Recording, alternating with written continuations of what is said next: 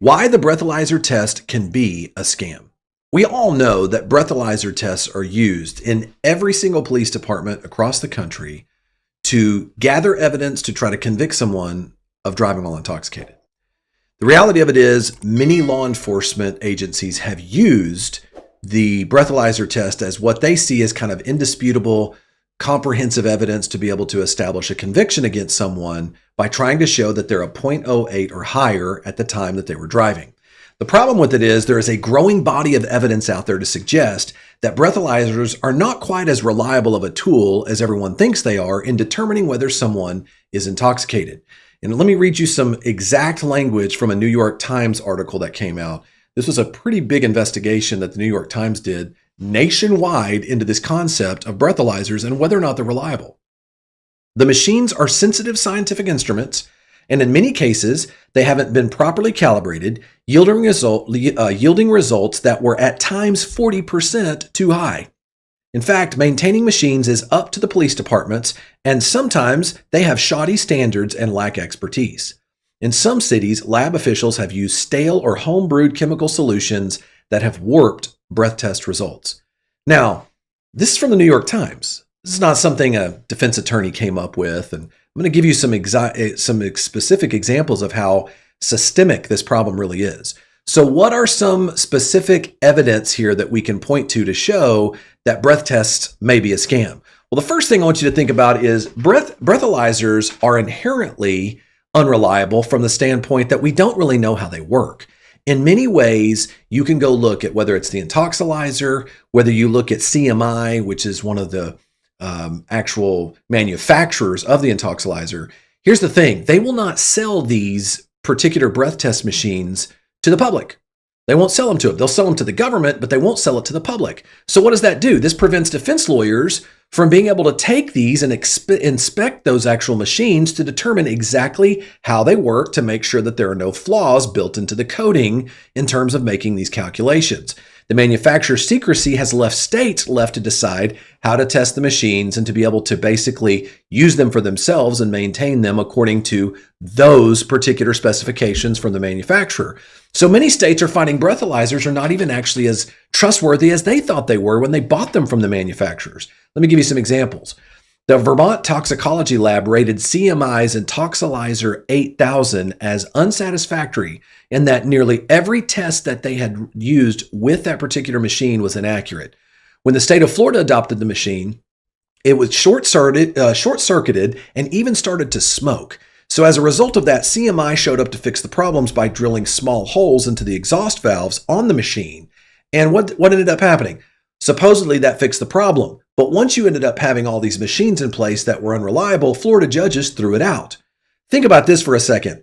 The Intoxilyzer 8000 has been used in Ohio, Florida, Oregon, and Mississippi, despite the fact that it's been very clear that it has been an unreliable machine to use for breath testing. Now, you would think that given the dubious history related to some of these machines here, criminal defense attorneys would be destroying them and looking to challenge the reliability of the breath test. And some of them are. Many experienced defense attorneys are actually using this, digging into the specifics of the machine and really kind of laying it out in the open, which is exactly what the New York Times did in this article that they put together. Now, think about the consequences here, and I'm going to get into some specifics about how to attack this here in just a minute. Think about the consequences, though. In many states, like the state of Texas, if you are offered a breath test and you refuse to submit to that breath test, they can suspend your license for up to 180 days. So you're talking about a license suspension. You're talking about having to get special high-risk insurance of SR22 insurance. There are truly some consequences for choosing to refuse a breath test that may be completely unreliable. And Texas drivers that are arrested or pulled over for suspicions of driving while intoxicated, you can count on being asked to provide a sample of your breath if you're pulled over. And usually that's what most police officers will do first. They're going to ask you to provide a breath sample first. Why? Because instead of the blood, breath is cheaper. It's a lot easier. Blood involves a lot more. You end up either having to go to the hospital, you've got to follow certain protocols and procedures, you have to have a licensed technician draw the blood. So there's different requirements and it costs more for the state to follow those requirements. Now, if you're in Texas, think about this, a first-time DWI If you are charged with being twice the legal limit or more, you could be facing a much more serious charge. You could be looking at a Class A misdemeanor, up to a year in county jail, up to a $4,000 fine, serious surcharges in terms of being able to keep your license that you pay the state. So what your blood alcohol level makes a tremendous difference, whether or not you're charged with a Class A misdemeanor with more consequences or a Class B misdemeanor with a lower jail time component of 180 days and up to a $2,000 fine. So it very much matters. So one of the things that we look at here, when we look at problems with the breath testing, are there issues with, let's say someone's exposed to chemical hazards, when you talk about like a painter and people like that with acetone and stuff like that. Yes, there are examples where there are things that can invalidate accurate breath test machines from working. But that's not what I want to really talk about here. The main issue you're going to run into is mishandling of breath test instruments, not maintaining those instruments, and actually the instrument not working properly. So that's part of what we're going to spend our time with. But before we do that, let's talk about the two types of breath tests. One is the portable breath test. The second is the actual breath test instrument, the larger instrument that you will take at the police station if they haul you in after an arrest. Now let's talk about portable breath tests. If you are arrested, let's say they pull you over on the side of the road and they start trying to determine if they have probable cause to arrest you. One of the things that they may offer you is a portable breath test. Handheld unit, they put it up to your mouth, they ask you to blow. If you blow, here's the thing, the good news and the bad news. The bad news is it can be used as probable cause to lead to an arrest. The good news, it cannot be used against you to establish your actual intoxication though, because portable breath tests have been ruled to be unreliable. They are not reliable. They do not pass the 702 test in terms of scientific reliability. So as a result of that, particularly in Texas, check your state laws, but in Texas, if you provide a portable breath test, the reality of it is they're not going to be able to use that in court to establish your intoxication. So I have seen on some occasions where someone provides that portable breath test and they blow and they pass. Let's say they're under a 0.08. And I've seen officers sometimes agree to release that individual. And there you have less risk because that cannot be used against you to establish intoxication. However, refusing to provide that portable breath test, it's not going to get you off. It's not going to make it easy on you. They can take your passing that portable breath test. Let's say you're over. That can be used to establish probable cause. That is the number one reason for portable breath tests. The officer is trying to establish probable cause to arrest you. Okay. So let's say, when we look at this for a second, let's say you refuse the portable breath test. Well, look, they can use anything else. They can use your performance on field sobriety tests. An officer can look at you being nervous and unsure about yourself. Maybe you can't quickly find your driver's license or your insurance because you're scared to death. Maybe you don't perform well on a particular test because you know that the result of that's going to end up putting you in jail. Anything practically can be used by the officer to make a determination they believe they have probable cause to arrest you for a DWI. Okay. Now, what really counts is the testing at the police station. When you start talking about the testing, that is what is known as an Intoxilyzer machine. I talked about that for a few minutes earlier. We're gonna really dig into that here. Let's start with why breath tests really can't be considered reliable and what are some of the areas. The reasons can vary, but for instance, one of the biggest areas is simple human error. We find over and over again that Intoxilyzer operators do not know what they're doing. They're improperly trained. They do not calibrate these machines. Here's an example. In New Jersey, one trooper's calibration mistake invalidated 18,000 breath tests. 18,000 breath tests were thrown out because a trooper didn't know what they were doing. They didn't handle it properly. So that's one of the first things you got to look for is human error. Also, when you start looking at flawed tests, they end up letting people off that did horrible things. Let's just be frank about this. There are people who did some horrible things that others lost their lives, but because that breath test was relied upon rather than another test like a blood test, now that individual ended up being freed. One example of that is that there was a man who hit an 83-year-old pedestrian in a liquor store parking lot. He was acquitted because the primary evidence was the breath test, and they weren't able to prove the case because the breath test was tainted. And then in another, a man's test result was 4 times the legal limit, a level that most people would be unconscious. They'd be looking at, literally blood alcohol poisoning, but it wasn't, plus it wasn't his first offense. He was later acquitted as well because there were serious deficiencies in the maintenance of the breath testing instrument and they weren't able to prove the case. So they may look like small things, right? You say, well, these are small challenges. Can I give you an example of Massachusetts? What started in Massachusetts is one lawyer on one case contested what looked like a pretty serious problem with a breath test instrument, a breath test machine in Massachusetts. And after winning that case and seeing the real problem with that machine, a group of other attorneys began to also research that. And that led to a number of cases looking like there were some systemic problems with the breath testing instruments. And literally, here's what happened. Massachusetts was eventually forced to throw out every breath test done over the past 8 years. It was one of the largest exclusions of forensic evidence in American history. And that's well documented. So you think about that for a second. That can be a very systemic problem. It certainly was in Massachusetts. You can't just rely on these breath tests. Many times they are absolutely a scam. So one of the things I want us to talk about, let's talk about actually fighting these breath tests. How do you contest the breath test? Well, number one, let's look at some specific things you should be looking at if you were a loved one or facing this and you feel certain that that breath test was improperly done. Number one is police officers who administered the testing were improperly trained. For example, in order to be admissible, the breath test must be given by a person who was properly trained and had received the required certifications to become an Intoxilyzer operator.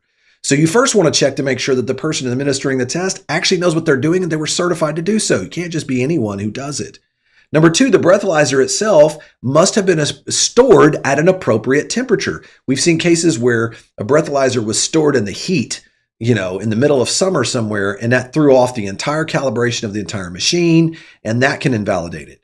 Number three, the breathalyzer has not been maintained properly. Let me give you some illustrations here. In many states, the regulations will require the machines to undergo preventative maintenance every 4 to 6 months. For example, machines that use ethanol gas canisters must be changed before the expiration date. If they're not changed before the expiration date, then the results are invalid. In fact, it's very important that you understand that in many jurisdictions, they must take judicial notice that the preventative maintenance requirements are exactly that they're requirements. So you don't get to debate it. If they're not, if those preventative measures are not taken, then it's not going to be an accurate result. So the next point is, what if the result does not give you what we call a 0.02 agreement? Now, what do we mean by that? Now, look, when you give a breath test, you give two tests. You give one blow, and it creates a result. Then there's an air blank that clears the chamber. And then you blow a second time. What this is saying here is that in order for that test to be valid, the machine, quote unquote, tests itself. There must be a test that is within 0.02 of the previous test. If not, it's invalid. So what do we think about that? Well, let's say you give your first test is a 0.06, and then there's an air blank, and then you give your next test and it's a 0.09. That would be an invalid test because there is no 0.02 agreement. So you have to make sure that the machine was actually operating properly. And if there is no 0.02 agreement, it can be thrown out. Now, what if, here's a big one, one of the biggest ones. What if the test itself was not administered properly? And this is one that we see that happens more frequently than you would expect. So an essential element of admissibility, certainly in Texas and in most states, is what's known as the 15-minute observation period. According to those regulations, here's what it says. That an Intoxilyzer operator must observe the accused to be tested to determine that the person has not ingested alcohol or other fluids, regurgitated, vomited, eaten, or done anything that could invalidate the test results. Look, if someone's been drinking and then they burp or they regurgitate, that will then create a residual alcohol effect in their mouth that can invalidate the entire test. The problem is many of these Intoxilyzer operators are loose and fast when it comes to this observation period. You can literally get a copy of the video and take a look and time it. If they didn't meet that 15-minute observation period, then that becomes a very serious problem because they're not going to be able to testify that they know for sure that there was no regurgitation or nothing that could have impeded the reliability of that actual test. So that's the next thing. Now, what if the police used a sample of your breath that was shallow and not a deep lung breath? Now, why does this matter? This matters because here's the thing. A breath test is only reliable if the breath being tested is a deep lung or what they call alveolar air breath. The amount of alcohol in that deep lung breath, and that is what's closest to a blood alcohol result if you were to get a blood test, okay? Now, what does that mean? It is captured by having that person blow into the machine for a period of time sufficient to expel the air in the lungs, like literally a deep, full, all-out breath that comes out. The problem is if the breath is too shallow, and I see this happen frequently, where you don't blow hard enough, and if it's not done and you don't actually get out what you want, or sometimes you'll tell people, you'll hear the Intoxibilizer operator trying to demand that they blow harder, right? And as a result of that, if not, it's not going to be reliable. Now, that's important to understand. Now, what if you had traces of alcohol or alcohol in your mouth or in your shallow breath whenever you gave the test?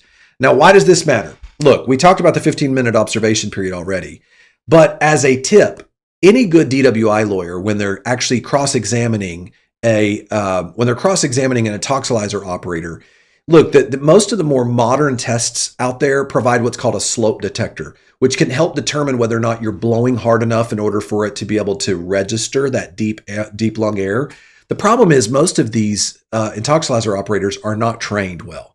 They have no idea about the slope detector. They couldn't testify to it. They couldn't tell you whether it was operating properly or what the purpose of it is. And as a result of that, many jurors will look at this and say, this guy who's running the whole show here has no idea how this instrument works and whether or not it was done properly. That can create reasonable doubt as to whether or not the instrument was administered properly.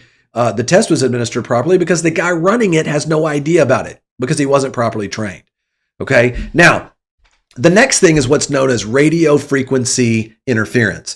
Most breath test instruments can be affected by a radio frequency interference. In addition, though, I will tell you this, though. Many new testing devices, many of these new breath tests, actually have an RFI, what they call an RFI detector, which helps to eliminate that. And you say, well, what is this? Well, think about this. The whole issue that comes up is that in police stations, there are radio transmitters going on all the time. In theory, that can actually affect the reliability of this because RFI, radio frequency interference, can affect the validity of the actual test and the instrument itself. But the problem is, once again, these breath test operators are not usually sufficiently trained in these areas, and they're not very good at being able to articulate this on the witness stand. Good defense attorneys can help establish the fact that the state is not incorporating the training necessary for the person that's running the show here to know how it works or make sure it was done properly. Okay. Finally, what if the machine itself malfunctioned? Now, this is kind of a big one because we've seen this happen. You can have your attorney look into the records, pretrial discovery. They can look into the records of all of the machines within that jurisdiction. So let's say you're within the county. If you're in the Dallas-Fort Worth area, whether it's Dallas County or Tarrant County or anywhere else in the country, you can look whether you have to subpoena the records or do the pretrial discovery to look to see how many of these machines either malfunctioned, how many of them were not properly maintained, did they make sure that they were following all the rules and regulations pertaining to the breath testing, were they performing the required weekly simulation tests that are required in order to make sure you're following those regulations. And look, if you start finding a pattern of some of these machines that are not operating or they're not reaching the .02 agreement, these kind of things can add up, and it can be very effective in a jury trial where it's able to be shown to a jury that these things are not quite as impervious as the state would have you believe that they are. Finally, here's one of the best reasons for it. What about just taking the better test? Look, the state of Texas, and any other state for that matter, must prove beyond a reasonable doubt that the individual is driving while intoxicated. And when you start talking about testing mechanisms, think about how important this is. The best test to offer someone is a blood test rather than a breath test. Any breath test operator or a technical supervisor or a toxicologist for that matter on the witness stand, they are going to admit to you that a blood test is more accurate than a breath test.